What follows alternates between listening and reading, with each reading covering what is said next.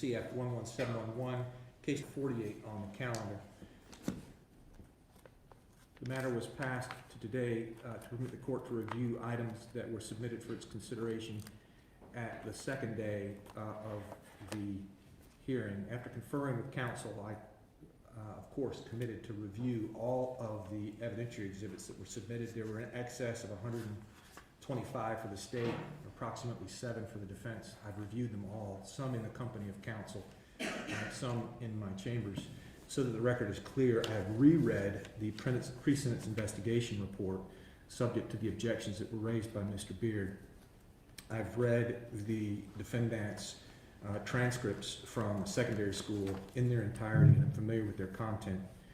I've read the defendant's entire packet of military records submitted for my review. That's Defendant's Exhibit 2, including all of the efficiency reports submitted by those who were responsible for her supervision in the Navy.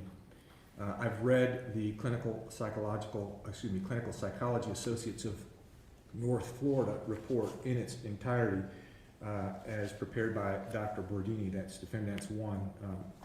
I have read again for a second time the report of osteological examination submitted for the court's consideration, and at the request of counsel, I have also read the deposition of December 6, 2021, taken of Heather Walsh-Haney, PhD, regarding the analysis of the bones recovered at the crime scene. Having considered all these items, I spoke with the state and the defense at sidebar prior to you being brought out, Ms. Williams, and so I won't keep you in the dark about anything I ever say to your attorney or to the state. I discussed some real questions I have regarding the law, but I'm going to put those on the record here in just a moment. They may be inconsequential, but I wanted to warn the lawyers that they may be raised, and once they become part of the record, they may be an issue that the lawyers can help me with at some future date. But regardless, I'm prepared to go forward with sentencing today. It's important that we recall that the guideline range is 20.5 to life. The defense has argued for a minimum guideline sentence, recognizing that there's no legal basis to deviate below the guidelines. They requested the court impose a sentence of 20.5 years. The state is seeking life. Sentencing is difficult for any judge. It's particularly difficult in a case like this. I've examined the mitigation that has been offered by the defendant. It's important to recall that we are here today on a sentence for second-degree murder. The defendant was originally charged with a series of crimes involving child abuse or neglect, as well as essentially providing false information to law enforcement. Those were dropped in light of the plea to the pending charge. She's not charged with those any longer, although child abuse and neglect became relevant.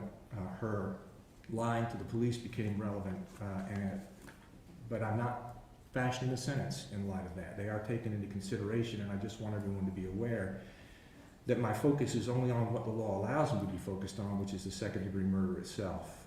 Therefore, what she did after the death and the desecration of the body, again, is relevant only for fashioning an appropriate sentence related to the homicide itself.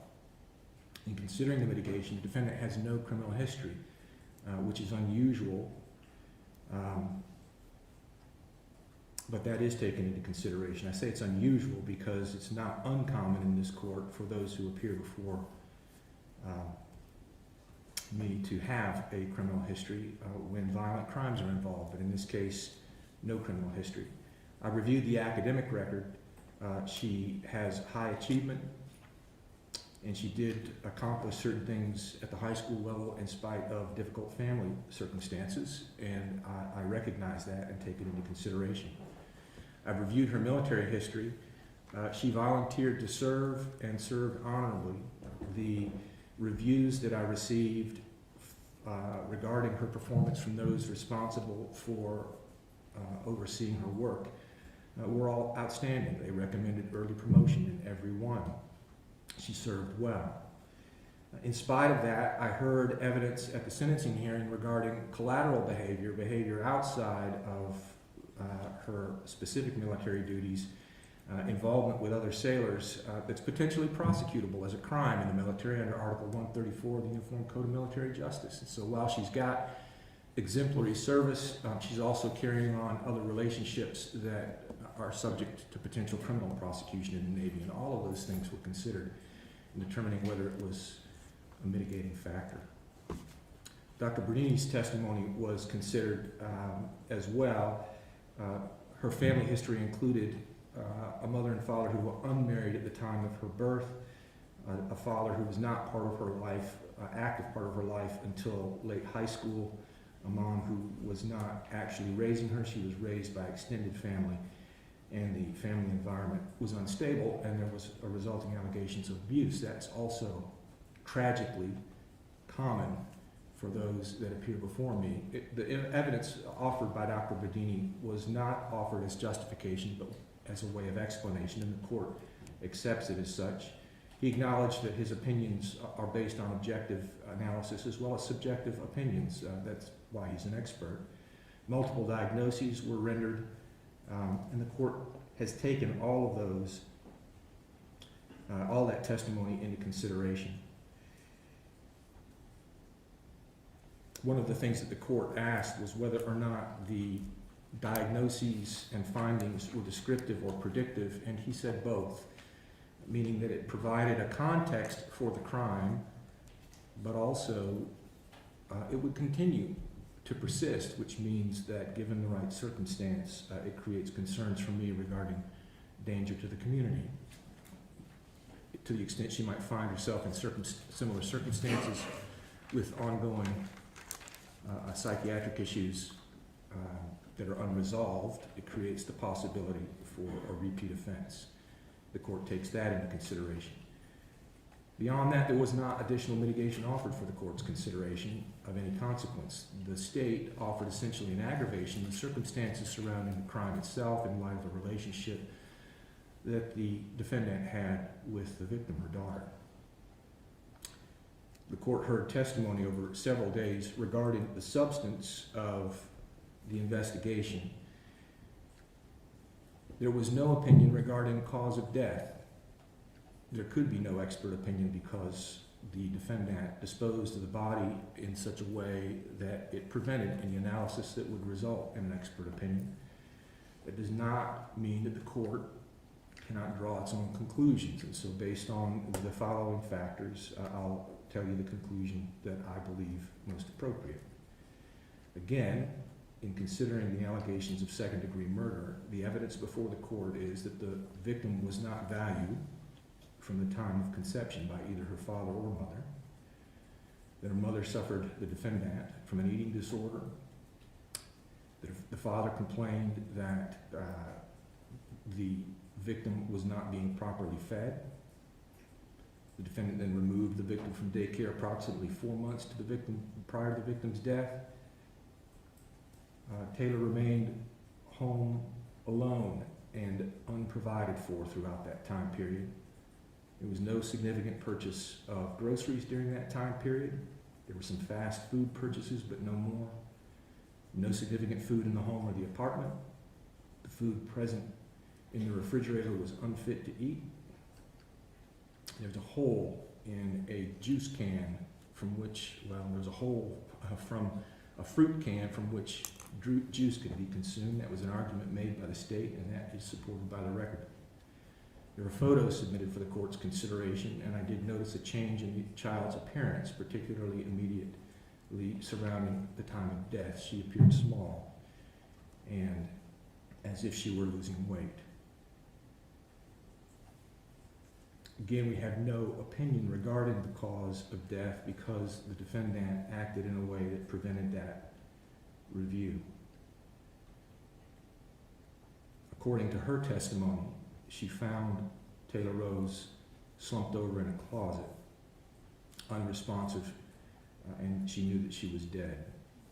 Thereafter, the defendant failed to report the death of her daughter. She then lied to law enforcement repeatedly over the course of the investigation in order to conceal what she had done, which was to transport the body out of state and dispose of the body, which this court construes as a consciousness of guilt. When the bones of Taylor Rose were analyzed, they were consistent with malnutrition. There is evidence in the record then to draw the reasonable inference that although firearms were present and blood splatter was documented in the bathroom, the death was in all probability a consequence of starvation. There was a failure to act where you have a duty to act. You had a duty to provide care for your child, including the provision of food, and over the course of a 4-month period failed to do so, resulting in her death. Coming now to the sentence, if you please stand with your attorney. Considering the aggravating and the mitigating factors,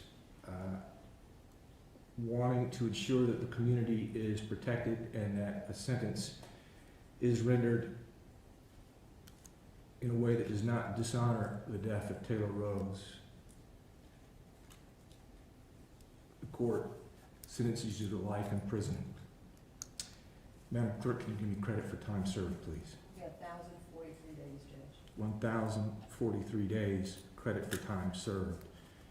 You'll pay $600, correct that. Madam Clerk, is it $518? $518 on $150. $518 and $150 public defender fee. Are you asking me to convert it to a civil judgment? Yes, Judge. I'll convert the matter to a civil judgment. Ms. Williams, I take no pleasure in pronouncing the sentence. You have 30 days from today's date to take an appeal of the sentence if you believe any portion to be illegal. If you can't afford an attorney for that purpose, I'll appoint the public defender to represent you. It's a tragedy all the way around. I wish the families well. Anything further from the state? No, Your Honor. Anything further from the defense? No, Judge. You're adjourned. Thank you all.